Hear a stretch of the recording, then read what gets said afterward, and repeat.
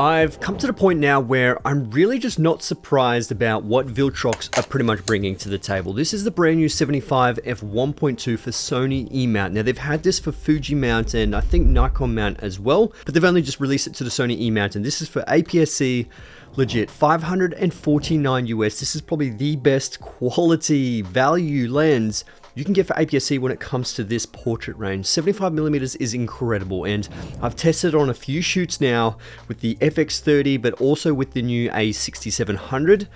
This is probably one of the best lenses I've ever used, especially when it comes to that price. So we got a lot to get into, so let's get into it.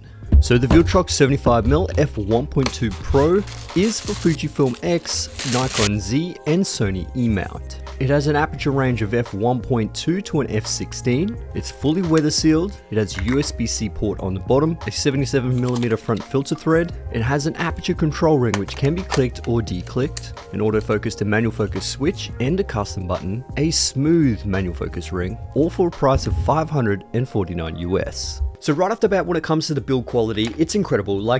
Just like all the other Viltrox lenses, it's a nice metal design. This one actually has Pro on the side, and you can pretty much see why. It's an f1.2. It has some relatively pro features, and the image quality is just incredible.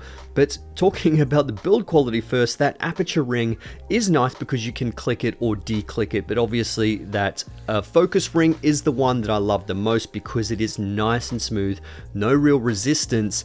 It's not completely linear like GMASTER lenses, but it does absolutely well. And the great thing is that weather sealing on the body, and it's always great when they add that weather sealing gasket down the bottom, and they always have that USB-C cord thing there down the bottom as well for, you know, firmware updates. But I mean, I don't think I've ever seen a firmware update with a Viltrox lens, but if there ever is a time that they need a firmware update, they can do that directly through the lens. Now obviously paired with the FX30 or A6700, this is going to be an incredible lens. And I know a lot of people were raving about it with the Fujifilm cameras because they're APS-C cameras, and Sony's best APS-C cameras, objectively, FX30 for video, and obviously the A6700 for that hybrid sort of camera.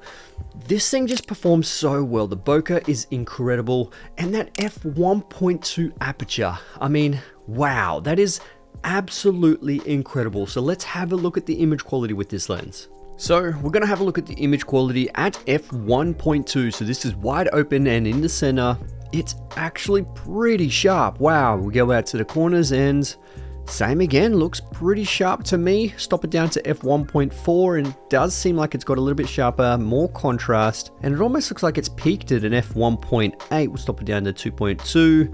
It's 3.2, f5.6, crazy sharpness, f11, diffraction starting to kick in at f11 and at f16. I mean, if you zoom in, you can see slightly less contrast and it's a little bit softer, but wow, the performance on this lens is incredible.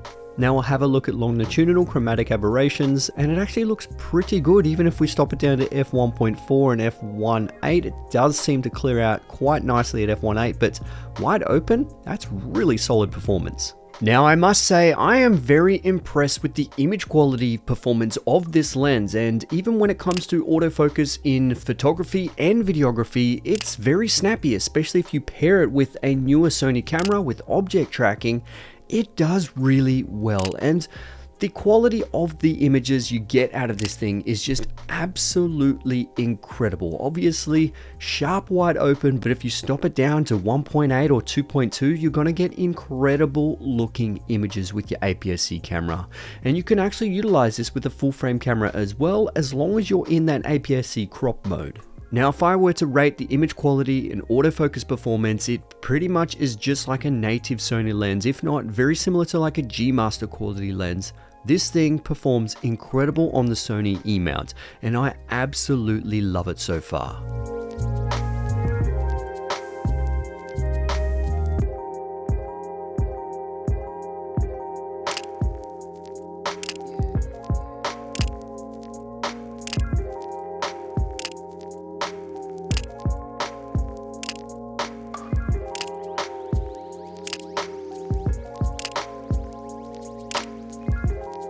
Now, while I did mention that you need to put it into APS-C crop mode if you're going to be using this on full frame, but this is on my A7 IV. So the image circle almost covers a full frame sensor. So you could almost get away with just using the full frame sensor and cropping in post. And if you do stop it down, you will actually see the vignetting on the sides, and maybe a 1.2 sort of times crop will completely get rid of that. So you can actually use clear image zoom in camera if you want to, or just, like I said, film in full frame and then crop in post. So I'm pretty impressed with the image circle on this thing, considering it's an APS-C lens.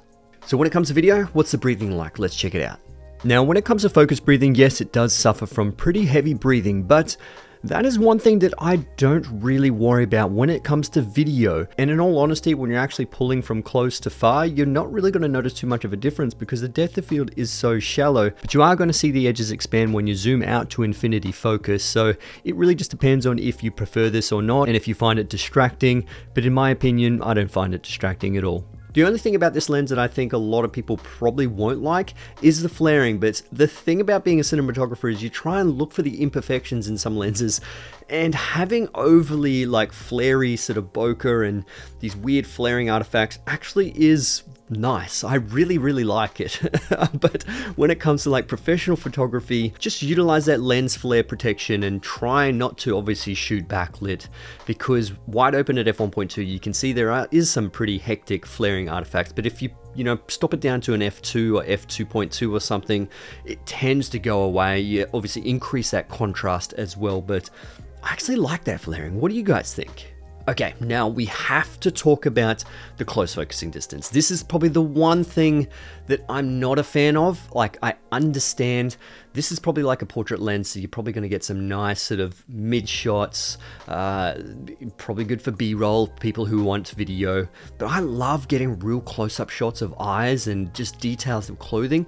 And the close focusing distance is only 0.88 meters, so very similar to anamorphic lenses. It's not very close at all. But hey, it's only a downside for me, but I know a lot of people probably won't care. So overall, when it comes to my final thoughts, I mean, it does say Pro on the side, and I actually do think that this lens is kind of a Pro lens. It's very similar to a GMASTER lens, but obviously for the APS-C range. 75mm is really good for portrait stuff, nice and close up, and the bokeh quality is absolutely insane. But obviously the best feature is that f1.2 aperture, absolutely wide open, incredible for low light situations, and just really obliterating that background. The only small con happens to come down to, the flaring, but the one thing that I don't personally like is the close focusing distance. It just isn't close enough sometimes if you want really nice details of eyes or face or clothing, that kind of thing. But overall, man, the value, $549 US, just incredible. But link will be in the description below if you do want to check this one out, and I really hope you guys enjoyed this video, but obviously highly recommended by me. I absolutely love what Viltrox are doing in the camera industry, just incredible value. But yeah, I'll see you guys in the next one. Thanks for watching. Let's get it.